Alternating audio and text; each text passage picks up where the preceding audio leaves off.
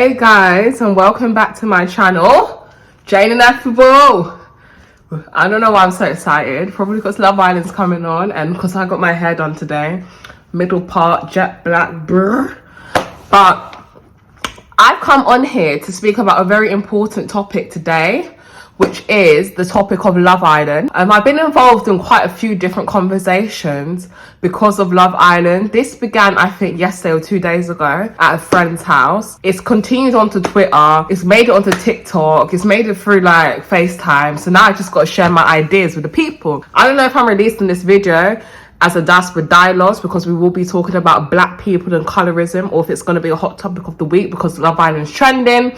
But either or, the videos made it to the platform. Okay, now I'm trying to be quick because Love Island's like going to be on in a few minutes. I need to understand, but I've been observing Miss Uma's behavior. I just find it quite strange because obviously she says she's Nigerian and Australian, and she clearly, that's important parts of her identity which she latches onto. But she had a fellow Nigerian, Ayo, in her face, and she didn't know how to pronounce his name. And now she's on this nicknaming yo, Jojo, Bobo, all of these types of things. And I find it just a bit strange. So that was the first red flag. Like, you're repping something that I'm yet to see you stand 10 toes down. Like, you know, with the previous girls, we had Jess, Ella and Whitney and Catherine. They had the Lecky Girls group chat. Like, you know, when there's just a few things where you can see people standing 10 toes on their culture and where they're from.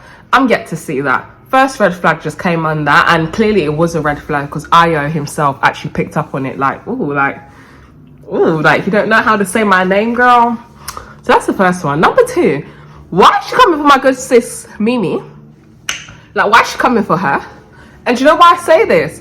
Because as the two girls of colour, I'm rooting for both of them. Like, I want to see Uma win and I want to see Mimi win. But I'm not really here for supporting Uma winning at the expense of Mimi, especially when she's going about it the way that she's going about it. I tried to, like, you know, give it some time. Because, you know, people like to jump on this bandwagon hater stuff. So I had to just breathe, observe, just see. Because at the end of the day, she's doing what she's supposed to do. Like, she came for love. But should I tell you when the turning point was for me? The turning point for me was when they were recoupling. It's very, very clear to me that she does not fancy Ayo, like, at all. Like, he tried to, like, make moves on her. Like, yeah, I'm thinking about that kiss.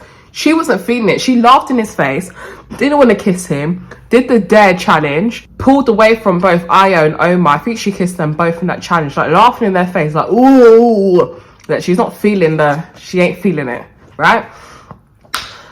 So to know you don't like Ayo, and when it comes to the recoupling, you was willing to have my Mimi put in jeopardy and kicked off the island, I think that's crazy. Now, this is not even like a pro-black thing, even though this is a pro-black channel. This is just like a patriotic thing, because I'm from Grenada, and if I had someone that was Grenadian on the island, if I could help it, I'm not sending them home. It's an unspoken code. Do you know what I mean? And the fact that you was willing to send Mimi home for Ayo when you don't even like him, when you had a better of a chance of coupling up with Joey Essex, like, I'm sure Joey would go for you. Do you know what I mean? Anyone would. You're absolutely gorgeous. But you went for Ayo and you jeopardized Mimi. I'm so glad that she got put on a date. So she went on the date, had a good time with Omar, but her heart's still with Ayo. She comes back and you're telling me the first thing you do is go and pull Omar for a chat. So basically, you don't have a type. Your type is Mimi. Like, whoever Mimi's going for, you're on them and you want them. And then it was the conversation that she pulled them both for. Like, now that Mimi's stolen her man back, her unofficial man, you're mad. But when you was kissing him, holding hands with him, rubbing things in his face, having all these conversations, like, blatantly, like, you're always talking with him when, like, Mimi's in, like, ear sight or eyesight. Like, it wasn't a problem then, but now it's a problem. Like, girl, can you make it make sense? Make it make sense for the sisters at the back. And you're saying you're a girl's girl. You're a girl's girl. Who are you a girl's girl for? I'm so charged. Like, who are you girls for? because it's not giving pro-black. Because if it was pro-black, you would not have put Mimi in a position where she could have got sent home, and the viewers knew to send someone else. Because us black people, we would pull out our viewership, and clearly our viewership in Love Island holds weight. We hold numbers. Like, we always give the black girls like the most likes on Instagram before the season starts, and yet again our love story always tanks. Like, we're not lovable. Like, black love is not a thing. And I'm really, really disappointed in it, because Uma has a complex. Like, even in the conversation with Ayo, you're talking about, oh, what did she say? Oh, so we're equal. Huh? So you thought you was above Mimi? You thought you was above Mimi? Huh? And you want to have a conversation now? When was the conversation before? So only you can feel like a mug. What happened when my Mimi was crying? You crying, girl, but Mimi was crying too, and I don't see how you were sparing her feelings. And it was in the dressing rooms when she was like, Mimi, I would die to look like you. And she said something else. She was saying quite a few, oh, you kept leaning towards my side. It was me that he was interested in more.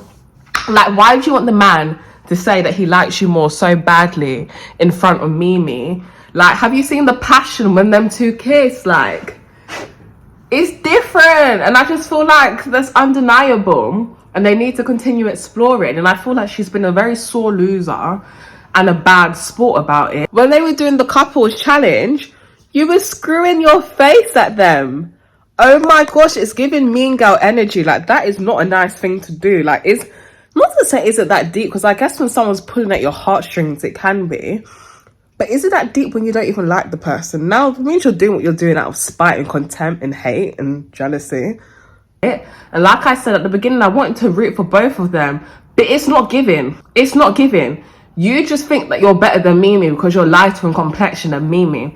Yes, skin to skin, you might be lighter, but in my opinion, given that Mimi's black and she's mixed race, they're both actually, obviously they both got tans right now, but they both got actually deep complexion. Like, they're both quite dark skinned for, I don't want to say what they're supposed to be, but let's say maybe what's average or what's typical or what is fantasized or what is imagined in people's head.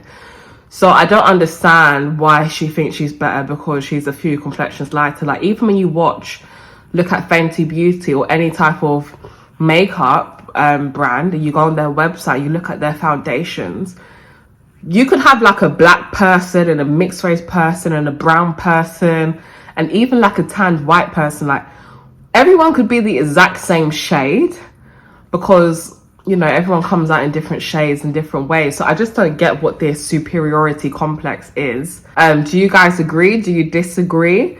Like, and what's next for Love Island and what's next for these girls? Because I was rooting for both of them at first, but I was getting a bad vibe about Uma a bit. And then it just started to become more and more clear. Because at the end of the day, I think all of them fancy her, all the guys in there. Like, I think she can have anybody that she wants. The fact that she's going for the one person that Mimi likes or may be interested in because her options are already narrow as like a black girl, as a dark skinned girl, and you're going for her options, and you're going for guys that you're not even attracted to, that you don't even want to kiss, that you don't like, that you're not your type. Like, I forgot to add, when Omar chose to steal or recouple with Uma, she didn't smile at him, look at him. She doesn't have to say thank you whatsoever. She just walked away. But you showed interest in him. Like, as soon as he came, like the minute he walked back in the villa after his date with Mimi. Your best friends and all of your family or whatever, on social media, I saw somewhere that they said that he's not your type and you would have gone for Joey. And I think the producers have got a bit to play in this. I don't know if they want to see black love win on their screens. But like, yeah, this is just all absurd. Like, I don't understand what's going on. Like, this is a red flag. This, whatever.